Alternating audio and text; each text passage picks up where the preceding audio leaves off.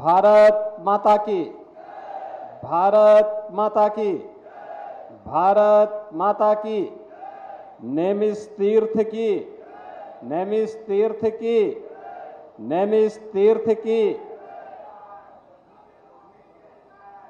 आज के इस कार्यक्रम में मंच पर उपस्थित प्रदेश सरकार में मेरे सहयोगी मंत्रीगण श्री मयंकेश्वर शरण सिंह जी, श्री सुरेश राही जी, माननीय सांसद श्री राजेश वर्मा जी, क्षेत्रीय अध्यक्ष भारतीय जनता पार्टी श्री कमलेश मिश्रा जी, राजेश शुक्ला जी, श्रीमती नीरज वर्मा जी, एमएलसी पवन सिंह जी, माननीय विधायकगण श्री शशांक त्रिवेदी जी, ज्ञान तिवारी जी, श्रीमती आशा मौर्य जी, रामकृष्ण भार्गव जी, सुनील वर्मा जी, निर्मल वर्मा जी, श्रीमती श्रद्धा सागर जी, प्रांशु दत्त द्विवेदी जी, पूर्व विधायक महेंद्र यादव जी, स्वामी विद्या चैतन्य जी, आज के इस कार्यक्रम में उपस्थित भारतीय जनता पार्टी के सभी पदाधिकारीगण, आज के इस कार्यक्रम में उपस्थित जनपद सीतापुर से जुड़े हुए सभी उपस्थित भाइयों बहनों, आज मेरा यह सौभाग्य है कि जिस तीर्थ की महिमा रामचरितमानस में तीर्थ वर नेमिष विख्याता अति पुनीत साधक सिद्धिदाता, यह कहकर के संत तुलसीदास जी ने इसकी महिमा का गान किया है। उस पवित्र पौराणिक तीर्थ नैमिषारण्य में गांधी जयंती के एक दिन पूर्व आदरणीय प्रधानमंत्री जी के आह्वान पर स्वच्छता ही सेवा के माध्यम से पूज्य बापू को स्वच्छांजलि देने का सौभाग्य मुझे प्राप्त हुआ है। इस अवसर पर मैं आप सबका हृदय से अभिनंदन करता हूं और इस पवित्र तीर्थ को नमन करता हूं। भाइयों बहनों,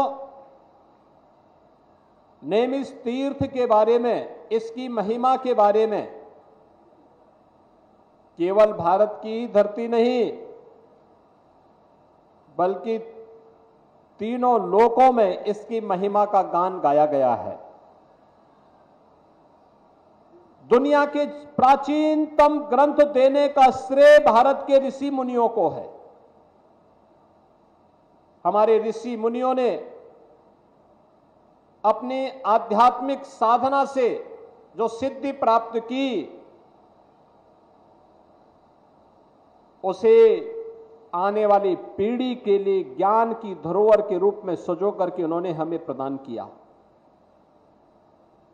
और आज इस पौराणिक तीर्थ में चक्र तीर्थ के दर्शन करके, इस पौराणिक तीर्थ में मां ललिता देवी के मंदिर में दर्शन करके, यहां के पूज्य संतों के साथ संवाद बना करके, याद करिए देवासुर संग्राम में देवताओं की विजय के लिए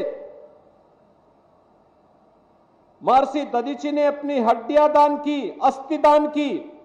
यह परंपरा केवल भारत के अंदर ही हो सकती थी, जिससे वज्र बन सकता था और जो दानवों का अंत कर सकता था। ये वही धरती है, महर्षि दधीचि के त्याग के और बलिदान की धरती है। ये वही धरती है जहां पर सूत जी महाराज ने सोनक आदि 88,000 ऋषियों को 18 पुराणों की कथा सुना करके भारत की ज्ञान की परंपरा को धरोहर के रूप में आने वाली पीढ़ी को देने के लिए लिपिबद्ध करने के कार्यक्रम को आगे बढ़ाया था। भारत की वेदों की परंपरा को आगे बढ़ाने वाले महर्षि वेदव्यास का आश्रम हो या फिर यहां पर जहां तहां बिखरे पड़े हुए पवित्र तीर्थ, यह इस पवित्र प्राचीन तीर्थ के महात्म को हम सबके सामने कहती है, लेकिन उपेक्षा के कारण यहां का जो विकास होना चाहिए था वह अधूरा पड़ गया था या प्रारंभ ही नहीं हुआ। जैसे तैसे यह तीर्थ चल रहा था। लेकिन भाइयों बहनों, आप सबने आशीर्वाद दिया, हमारे माननीय सांसद विधायकों ने प्रयास किया। आज डबल इंजन की सरकार नेमिस तीर्थ को फिर से विश्वविख्यात तीर्थ के रूप में विकसित करने के अभियान को आगे बढ़ा रही है और अभियान के इसी अभियान को एक नई कड़ी जोड़ने के लिए हमारे माननीय जनप्रतिनिधियों ने जो प्रयास किया उसी का परिणाम है कि नेमिस तीर्थ के साथ साथ जनपद सीतापुर की 550 करोड़ रुपए की परियोजनाओं का आज यहां पे शिलान्यास और लोकार्पण का कार्यक्रम भी संपन्न हो रहा है। मैं इस अवसर पर इस तीर्थ को नमन करता हूं। भारत की आजादी के महानायक पूज्य बापू राष्ट्रपिता महात्मा गांधी के श्री चरणों को नमन करते हुए उन्हें अपनी विनम्र श्रद्धांजलि भी अर्पित करता हूं कि उनके प्रति स्वच्छांजलि का जो कार्यक्रम है, इस स्वच्छांजलि का कार्यक्रम आज पूरा नेमिस तीर्थ कैसे चमक रहा है, गंदगी कहीं नजर नहीं आ रही है। भाइयों बहनों, हमें अपने तीर्थों को पर्व और त्योहारों के समय में, सामान्य दिनों में भी इसी प्रकार से स्वच्छ और सुंदर बनाए रखना होगा। अपने आप ही एक नई आध्यात्मिक आभा को ये जन्म देगा और उसी आध्यात्मिक आभा को जन्म देने की दिशा से आज हम सबका यहां पर आगमन हुआ है। मुझे प्रसन्नता है, एक तरफ पूज्य बापू का स्वच्छता का अभियान जिसे आज प्रधानमंत्री मोदी जी के कारण घर घर में पहुंचा करके लोगों को स्वच्छता के माध्यम से सुरक्षित रहने के एक बड़े कार्यक्रम के साथ जोड़ा जा रहा है।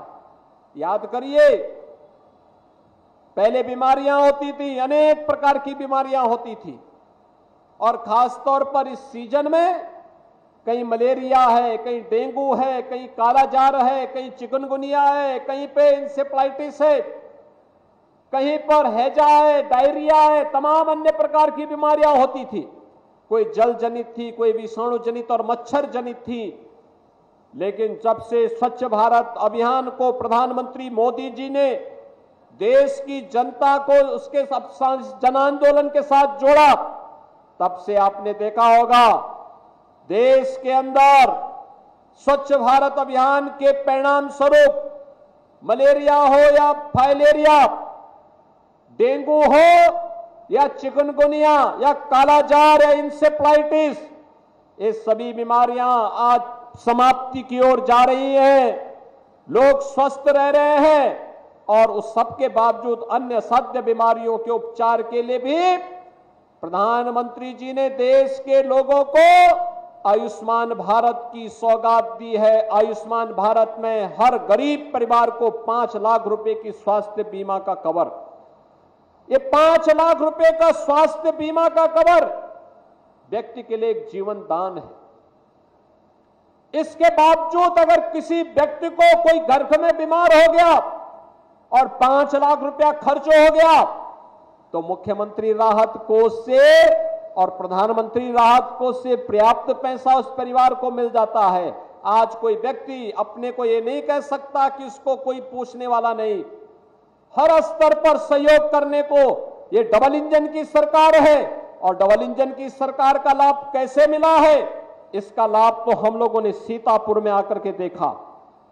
सीतापुर में अकेले प्रधानमंत्री आवास योजना में 2,34,800 से अधिक परिवारों को एक एक मकान मिला है। आप अनुमान कर लीजिए, अगर आजादी के बाद जिन लोगों ने सर्वाधिक समय तक शासन किया, ये लोग गरीबों के प्रति चिंतित होते, तो इन गरीबों को पहले आजादी के पहले दशक में ही मकान मिल गया होता। मकान नहीं दिया गया। स्वच्छ भारत मिशन में 7,16,500 से अधिक परिवारों को एक एक शौचालय भी इस जनपद में मिला। हर घर नल योजना के माध्यम से 2,17,000 से अधिक परिवारों को अब तक जल का कनेक्शन दिया जा चुका है।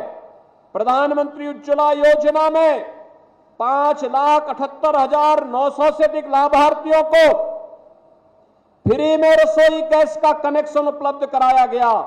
तो मुख्यमंत्री कन्या सुमंगला योजना में लगभग 55,000 बेटियों को 15,000 रुपए का 15,000 रुपए का एक पैकेज भी उपलब्ध करवाने की कार्रवाई चल रही है। 2,05,000 से अधिक लाभार्थियों को सौभाग्य योजना में फ्री में विद्युत के कनेक्शन भी उपलब्ध करवाए गए और 6,64,000 से अधिक किसानों को 1,442 करोड़ रुपए की प्रधानमंत्री किसान सम्मान निधि का लाभ अब तक यहां दिया जा चुका है। प्रधानमंत्री गरीब कल्याण अन्न योजना में 32,65,000 से अधिक परिवारों को पिछले 3.5 वर्ष से लगातार फ्री में राशन की सुविधा का लाभ दिया जा रहा है। पीएम स्वनिधि योजना में 9,000 स्ट्रीट वेंडर लाभान्वित हुए हैं। तो पीएम कौशल विकास योजना में भी लगभग 10,000 युवाओं को प्रशिक्षित करके रोजगार के साथ जोड़ने का कार्य हुआ है। 46,98,000 जनधन खाते खोले गए। तो भाइयों बहनों, 6,80,000 के आसपास मृदा स्वास्थ्य केंद्र भी कार्ड भी इस जनपद में वितरित किए गए हैं। आप अनुमान कर सकते हैं, गरीब कल्याणकारी योजनाएं बिना भेदभाव के, उसकी जाति देख करके नहीं, चेहरा देख करके नहीं, बल्कि हर गरीब को शासन की योजना के साथ जोड़ने का कार्य हो रहा है। बिना भेदभाव के हो रहा है और बिना भेदभाव के शासन की योजनाओं का लाभ प्राप्त करने का परिणाम क्या है? आज विकास की बड़ी बड़ी योजनाएं यहां पर आ रही हैं। हमने यहां पर व्यवस्था करवा दी है। अब लखनऊ से नेमिस की कनेक्टिविटी सामान्य बस से नहीं, टैक्सी से नहीं, इलेक्ट्रिक बस से होगी। इलेक्ट्रिक बस से, इलेक्ट्रिक बस की सेवा सीधे लखनऊ और नेमिस को जोड़ेगी। और कुछ ही दिनों के बाद नेमिस सारण्य को हम हेलीकॉप्टर की सेवा के साथ भी जोड़ने वाले हैं। और जिस दिन डबल इंजन की सरकार के द्वारा स्वीकृत यहां की कार्य योजना जमीनी धरातल पर उतरेगी, भाइयों बहनों, एक यहां पे जो कार्य हो रहा है, यहां के व्यापारियों को, यहां के पुजारियों को, यहां पर कार्य करने वाले पंडे होंगे, माली होंगे, अन्य स्वच्छता कर्मी होंगे, इन सबको मैं आश्वस्त करना चाहता हूं, डबल इंजन की सरकार हर एक के पुनर्वास की व्यवस्था करेगी। किसी को उजाड़ने के लिए कोई भी किसी को छूट नहीं दी जाएगी। उनके व्यवस्थित पुनर्वास, और जिस दिन यह योजना प्रभावी ढंग से लागू होगी, आप देखना पहले की तुलना में सबकी आमदनी कई गुना बढ़ चुकी होगी और उन लोगों का जीवन भी एक उज्जवल होता हुआ दिखाई देगा। हमें तीर्थ की स्वच्छता पे ध्यान देना होगा। इस तीर्थ की विशेषता ये मां गोमती के तट पर है और आज से नहीं, गोमती नदी के बारे में कहा जाता है ये मां गंगा से भी प्राचीन नदी है।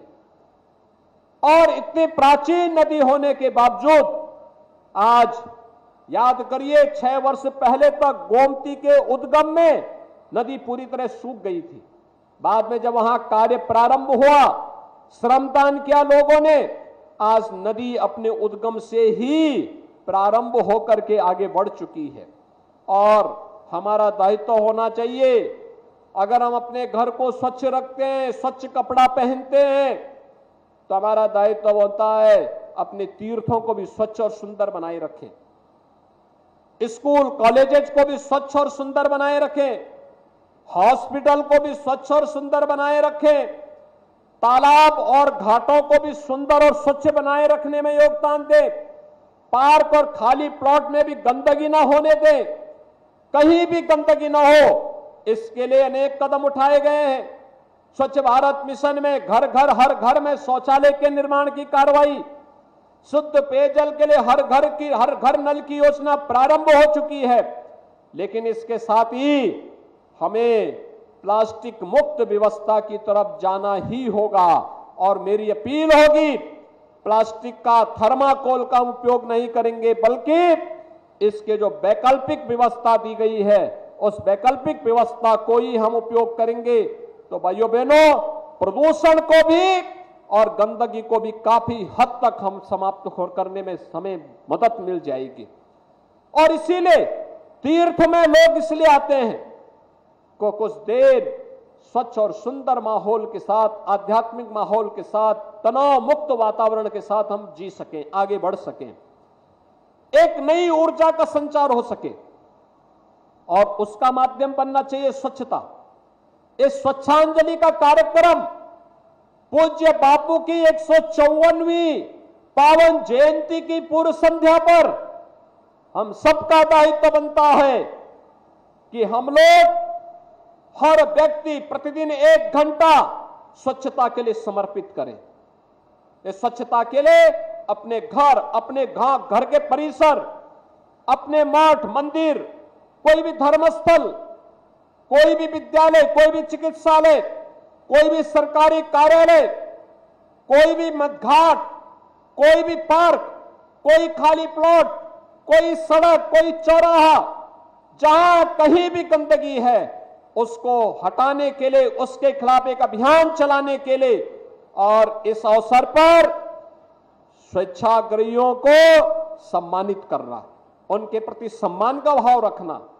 और हमारी सरकार ने तय किया है जितने भी स्वच्छताग्रही हैं, खासतौर पर सफाई कर्मचारी हैं, इनको न्यूनतम वेतन की गारंटी सरकार देगी। इनको न्यूनतम वेतन मिलना ही चाहिए। हमने कमेटी गठित की हुई है और बहुत शीघ्र उस रिपोर्ट को हम लागू करेंगे तो इनका जीवन सम्मानजनक ढंग से आगे बढ़ाने का काम भी सरकार करेगी। आज के इस अवसर पर मैं आप सबको आश्वासन देने के लिए आया हूं। नैमिषारण्य में अच्छे जो तीर्थ हैं, आश्रम है, इसके पुनरुद्धार के लिए तो सरकार कदम बढ़ाएगी। पौराणिक और ऐतिहासिक पृष्ठभूमि से जुड़े हुए जितने भी मठ मंदिर तीर्थ स्थल हैं, इनके लिए तो सरकार सहयोग करेगी ही। साथ साथ यहां पे जन सुविधाओं के विकास के लिए चौड़ी सड़कें हो, गेस्ट हाउसेज बने, अच्छे रेस्टोरेंट आए, अच्छी धर्मशालाएं बने, अच्छे होटल्स आए, बेहतर कनेक्टिविटी हो और एक स्वच्छ वातावरण लोगों को प्राप्त हो। हम सूत जी महाराज के द्वारा जो 88,000 ऋषियों को 18 पुराणों के बारे में जो यहां पे प्रवचन दिया गया था, उनकी प्रतिकृति भी यहां पर स्थापित कर सके, इसके लिए भी प्रयास हो रहा है।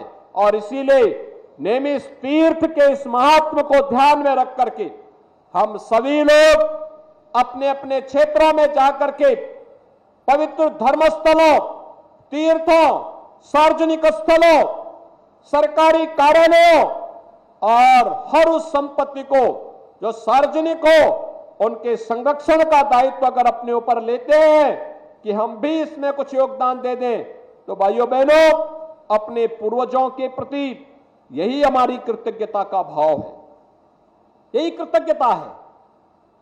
हम सनातन धर्म की जब बात करते हैं, इसी कृतज्ञता के साथ जोड़ते हैं। कृते च प्रति कर्तव्यम एष धर्म सनातनम। सनातन धर्म वही है अगर किसी ने आपके प्रति कोई योगदान किया है, उसके प्रति कृतज्ञता ज्ञापित करना, अपने पूर्वजों के प्रति कृतज्ञता ज्ञापित करना, उनके जो सपने थे, उनके जो संकल्प थे, उन संकल्पों के साथ अपने आप को जोड़ देना, यही पूर्वजों के प्रति हमारी कृतज्ञता की भावना, और उसी कृतज्ञता के भाव को व्यक्त करने के लिए आज हम सब यहां पर इस पौराणिक तीर्थ पर एकत्र हुए हैं। मैं इस तीर्थ को एक बार फिर से नमन करता हूं। 550 की करोड़ रुपए की इन परियोजनाओं को, इन सभी माननीय जनप्रतिनिधियों को इसके लिए धन्यवाद देता हूं और आप सबको बधाई और शुभकामनाएं देता हूं। भाइयों बहनों, इस शुभकामना के साथ कि यह समय हमारे यहां श्राद्ध कर्म का है। अपने पूर्वजों के प्रति श्राद्ध का मतलब कृतज्ञता ज्ञापित करने का एक अवसर, और कृतज्ञता ज्ञापित विकास और स्वच्छता के माध्यम से हम सब कर सकेंगे। इससे बड़ी बात और कोई नहीं हो सकती है, क्योंकि पितरों को और देवी देवताओं को हमेशा स्वच्छता प्यारी होती है। उस स्वच्छता के लिए गोमती नदी को भी स्वच्छ रखना है, सुंदर बनाए रखना है, तीर्थों के विकास के लिए कार्य करना है, तो उसकी स्वच्छता के लिए हमें कार्य करना होगा। और आप सभी लोग मिलकर के, यहां के हमारे माननीय जनप्रतिनिधियों के साथ मिलकर के स्वच्छता और सेवा के इस कार्यक्रम को विकास और समृद्धि के साथ जोड़ने का कार्य करेंगे। इस विश्वास के साथ मैं आप सबके प्रति अपनी शुभकामनाएं देता हूं। धन्यवाद। जय हिंद।